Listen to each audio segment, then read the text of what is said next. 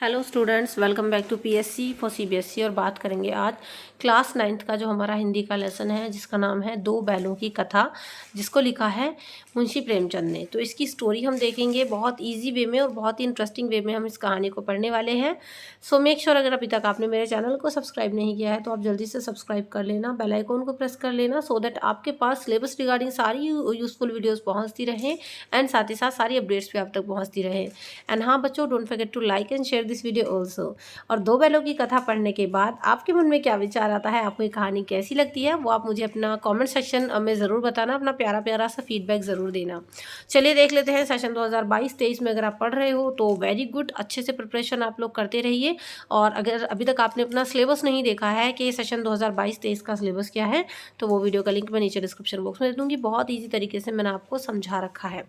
Now let's get started. दो बैलों की कथा, जैसा कि नाम से ही आपको पता चल रहा है कि ये कहानी है दो बैलों की। तो दो बैल इसमें कहानी में क्या कर रहे हैं वो हम देखते हैं।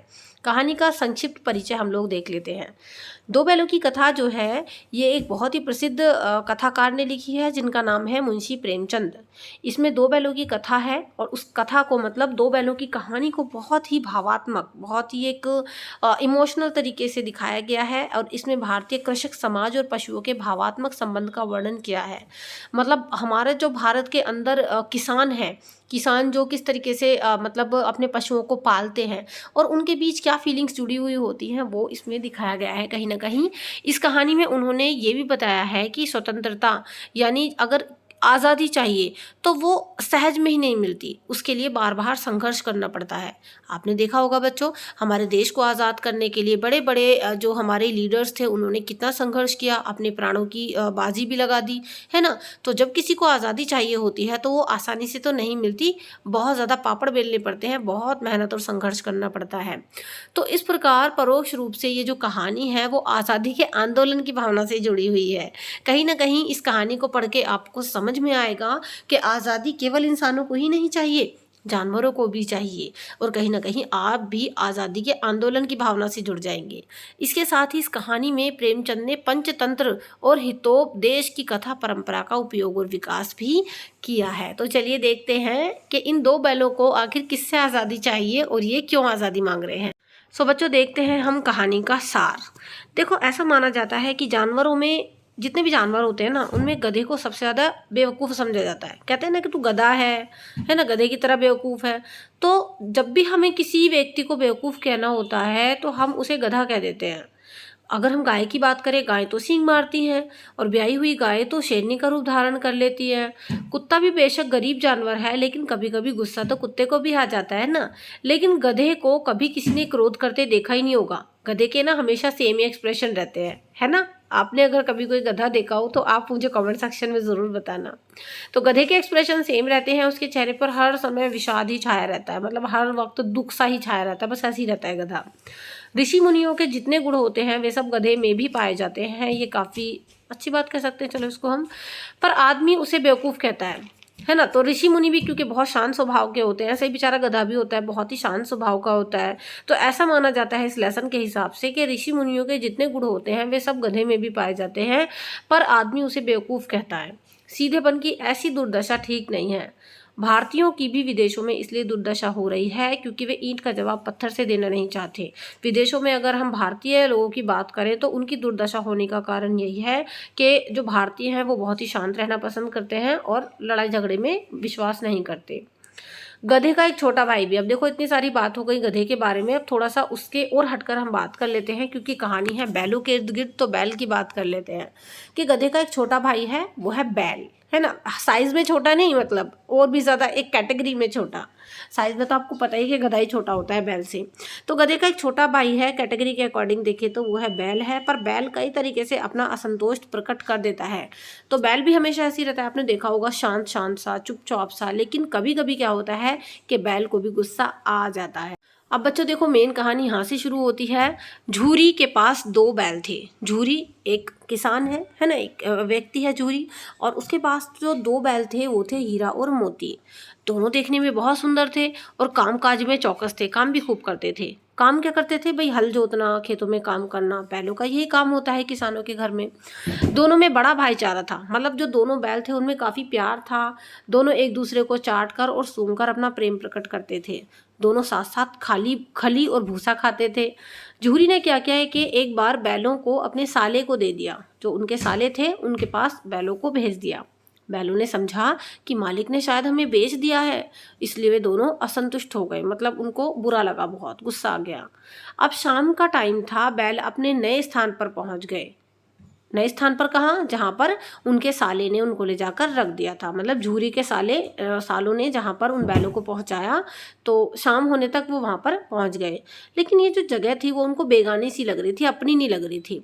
रात के टाइम वे अपनी रस्सियाँ तुड़ाकर झूरी के यहाँ वापस आ गए, मतलब अपने ओरिजिनल मालिक के पास वो वापस लौट आए। झूरी ने सुबह सुबह उन्हें अपने यहाँ देखा तो दौड़कर उन्हें अपने गले से लगा लिया। गांव के बालकों ने भी उनका बहुत अच्छे से स्वागत किया, पर जो झूरी की पत्नी थी ना, वो उन्हें देखकर, बैलों को देखकर बिल्कुल खुश नहीं हुई और उन्हें जली कटी सुनाने लगी। वे सुनाती, उनके मतलब झूरी की पत्नी के भाइयों के यहाँ से भागकर वो आए थे। झूरी की बीवी ने तो अपने घर मतलब अपने भाइयों के पास भेजा था उनको, बैलों को, तो उसको ये चीज़ अच्छी नहीं लगी। ये बात झूरी को अच्छी नहीं लगी। झूरी को ये बात अच्छी नहीं लगी कि उनकी पत्नी जो है बैलों को देखकर जो है जली कटी सुना रही हैं। लेकिन झूरी की पत्नी ने बैलों के आगे सूखा भूसा डलवा दिया। बेचारे बैलों को खाना पड़ा और झूरी बेचारा चाहकर भी कुछ ना कर सका।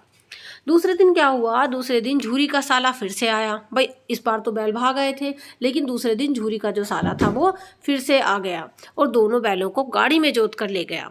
घर ले जाकर दोनों को मोटी मोटी रस्सियों से बांधा और खाने को वही सूखा भूसा उन्हें डाल दिया। दोनों बैलों ने बड़े अपमान को सहा। दूसरे दिन उन्हें हल में जोता गया, मतलब वहाँ पर उनसे काम करवाया गया, पर बैलों ने पाँव नहीं उठाया। हीरा की नाक पर खूब डंडे बरसाए गए, मतलब उसमें डंडे भी बरसाए हीरा के, और मोती गुस्से में आकर हल लेकर भाग गया, क्योंकि दोनों में बहुत भाईचारा था, दोनों एक दूसरे को बहुत प्रेम करते थे, है ना। तो दो आदमियों की मदद से उन्हें फिर पकड़ कर लाया गया। शाम को उनके सामने फिर सूखा भूसा रख दिया गया, वही खिलाया गया उन्हें। और फिर क्या हुआ लेकिन कि उसी वक्त एक छोटी सी लड़की उनके लिए 2 रोटियां लेकर आई। ये लड़की किसकी थी? ये लड़की थी भैरों की। भैरों की जो ये लड़की थी उसकी माँ सौतेली थी, जो उसे मारती थी, तो इसलिए बैलों को देखकर वो एक मतलब इमोशनली उनके साथ जुड़ गई। रात को जब बालिका मतलब जब वो लड़की रोटियां खिलाकर चली गई, तब दोनों बैल रस्सियां चबाने लगे। घर की लड़की ने दरवाज़ा खोल दिया और दोनों बैल वहाँ से देखो फिर से भाग गए। मतलब झूरी के सालों के यहाँ से ये बैल फिर से दोबारा से भाग निकले। गया ने पीछा किया, बैलों को रास्ते में मटर का खेत मिला और दोनों ने फाइनली वहाँ पर पेट भरकर खाना खाया। तो इस तरीके से अब दोबारा जो है ये दोनों बैल भाग गए थे। अब देखते हैं आगे क्या होता है। अब देखो, जब ये भाग गए थे तो रास्ते में इन दोनों बैलों को बड़ी परेशानियों का सामना करना पड़ा। सामने से एक सांड चला आ रहा था। हीरा और मोती ये जो दोनों बैल थे उसे देखकर चिंतित हो गए, क्योंकि सांड हट्टा कट्टा था। तो हीरा और मोती को डर लग रहा था कि मतलब थोड़ी सी उन्हें टेंशन हुई कि ऐसा ना हो ये हम पर हावी हो जाए। अपना बचाव करने के लिए दोनों बैल उस पर टूट पड़े। हीरा ने उसे रगेदा और मोती ने बगल में आकर उसके पेट में सींग भोंक दिया, है ना। तो हीरा और मोती ने ना मतलब पूरी यहाँ पर एक मित्रता दिखाई और दोनों ने मिलकर सांड की चटनी बना दी। सांड बेदम होकर गिर पड़ा। सामने मटर का खेत था तो मोती उसमें घुस गया और खेत के रखवालों ने उन्हें पकड़कर कांजी हाउस में बंद करवा दिया। तो देखो यहाँ पर अब इनकी मुसीबतें, हीरा और मोती की मुसीबतें और बढ़ गई, क्योंकि सांड से तो ये लड़ गए, लेकिन जो खेत का मालिक था, जो खेत के रखवाले थे, उन्होंने जो है उनको पकड़वा कर कांजी हाउस में बंद करवा दिया। तो आगे देखते हैं कि आखिर हीरा और मोती के साथ क्या होता है। तो बाकी अगर आपको कहानी अच्छी लग रही हो तो बच्चों लाइक ज़रूर कर देना। कांजी हाउस में कई भैंसें, बकरियां थी, घोड़े थे, गधे, ये सब बंद थे। किसी के आगे चारा नहीं था, सब ऐसे ही बेदम से पड़े थे, अधमरे से पड़े थे। हीरा के दिल में विद्रोह पनप रहा था। वो भागने का उपाय सोचने लगे। बाड़े की दीवार कच्ची थी तो हीरा ने अपने नुकीले सींग दीवार में गड़ा दिए, क्योंकि उनको भागना था। मिट्टी गिरने लगी धीरे धीरे। तभी वहाँ का जो चौकीदार था वो लालटेन लेकर जानवरों की हाजिरी लेने आ गया, क्योंकि चौकीदार इसलिए रहते हैं भी देखें कोई जानवर भाग तो नहीं गया है। तो जब उसने देखा कि मतलब दीवार जो है गिरा दी है उसने, है ना, दीवार मिट्टी गिरने लगी है दीवार से, तो फिर जो है उस चौकीदार ने हीरा पर डंडे बरसा दिए। बाद में मोती ने भी दीवार में सींग मारे। दूसरे धक्के में आधी दीवार गिर पड़ी और दीवार के गिरते ही वहाँ से घोड़ियाँ, बकरियाँ तथा भैंसे सब भाग खड़े हुए। तो मोती हीरा को छोड़कर नहीं भागा। है ना। तो मोती नहीं भागा हीरो को छोड़कर, और सवेरा होने पर मुंशी और चौकीदार ने उन्हें मोटी रस्सी से बांध दिया। तो देखो यहाँ पर सब भागे, लेकिन ये दोनों नहीं भाग पाए। अब आगे क्या होता है, वे दोनों 1 सप्ताह तक वहीं बंधे रहे। 1 हफ्ते तक उनको बेचारों को वहीं बांध कर रखा गया। फिर उनकी नीलामी का दिन आ गया और फाइनली उनको नीलाम करने के लिए वो दिन आ गया। एक दड़ियल आदमी ने उन्हें खरीद लिया और वे दोनों बैलों को अपने साथ ले चला। यानी ये दोनों बैल अब बिकने जा रहे थे या फिर कहाँ जा रहे थे, ये हम देखते हैं। सहसा दोनों बैलों को मालूम था कि ये रास्ता तो उनका परिचित सा है। मतलब जब वो दड़ियल आदमी इनको ले जा रहा था तो इन दोनों को, हीरा और मोती को, ये लगा कि ये रास्ता तो हमारा जाना पहचाना सा लग रहा है। तो इसलिए वे दोनों भाग लिए और झूरी के यहाँ जाकर खड़े हो गए, क्योंकि ये रास्ता उन्हें कहाँ ले जा रहा था, ये रास्ता उन्हें अपने असली मालिक के घर ले जा रहा था, झूरी के यहाँ। तो दोनों बैलों को रास्ता पहचान लिया उन्होंने और दोनों बैल जो है भागकर झूरी के यहाँ पहुँच गए। बैलों को देखते ही झूरी ने उन्हें गले से लगा लिया और दड़ियल ने उन बैलों पर अपना अधिकार जताया, है ना। पर झूरी ने उन्हें अपना बताकर ले जाने नहीं दिया। झूरी ने मना कर दिया कि ये बैल मेरे हैं, तुम इन्हें नहीं ले जा सकते। दड़ियल गाली बकता हुआ चला गया। झूरी के घर में दोनों बैलों का बड़ा स्वागत सत्कार हुआ। तो इस तरीके से फाइनली हीरा और मोती वापस से झूरी के घर आ गए। तो इतनी मुसीबतें झेलने के बाद ये कहानी ख़त्म हुई। हीरा और मोती की जो 2 बैलों की कथा है वो फिनिश हो गई। आपको ये कहानी कैसी लगी है आप मुझे कमेंट सेक्शन में ज़रूर बताना। कहानी अच्छी लगी हो तो लाइक और शेयर ज़रूर कर देना। और हीरा और मोती की कहानी को पढ़ के आपके मन में कौन सी फीलिंग ज़्यादा जागती है आप मुझे कमेंट सेक्शन में बच्चों ज़रूर बताना। जैसे कि फ्रेंडशिप वाली फीलिंग ज़्यादा जागती है, या फिर एक जो होता है ना कि भाई हमें आज़ादी चाहिए, तो एक फ्रीडम वाली आपके जो है दिमाग में ज़्यादा फीलिंग जागती है, ये आप मुझे कमेंट सेक्शन में बताना। वीडियो को लाइक और शेयर कर देना और चैनल को जल्दी से सब्सक्राइब कर लेना, ताकि इस चैप्टर के इंपॉर्टेंट क्वेश्चन आंसर्स भी मैं आपको बता सकूं और आगे के चैप्टर्स भी। बाकी सिलेबस की वीडियो का लिंक डिस्क्रिप्शन बॉक्स में आपको मिल जाएगा। चलिए, do like, share, comment and subscribe. See you in the next video. Till then keep studying bye study. Thank you so